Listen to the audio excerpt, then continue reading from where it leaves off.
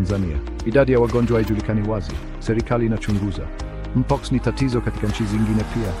Kumekuwa na milipuko barani Afrika. Shirika la Afya Duniani linafuatilia milipuko hiyo. Visa vipya vya mpox vinaendelea kuripotiwa. Hili ni tatizo la afya duniani. Wanasayansi wanafanyia kazi chanjo.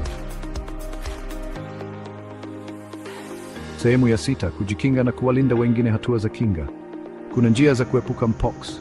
Epuka kugusana na watu walioambukizwa. Usiguse vipele au malengelenge yao. Nawa mikono yako mara kwa mara. Tumia sabuni na maji. Unaweza kutumia vitakasa mikono vyenye alkoholi. Usishirikiane vitu vya kibinafsi. Hii ni pamoja na taulo, nguo na matandiko. Epuka kugusana na wanyama ambao wanaweza kuambukizwa.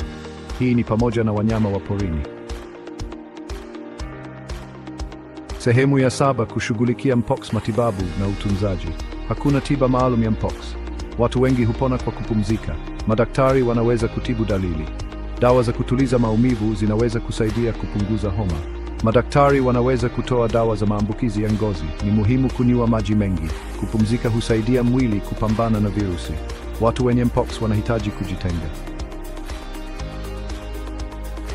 Sehemu ya 8: chanjo ya Jynneos. Ngao dhidi ya mpox. Kuna chanjo ya mpox inaitwa chanjo ya Jynneos.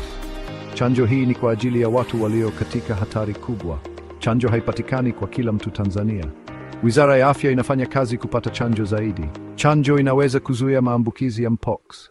Inaweza pia kupunguza ukali wa ugonjwa.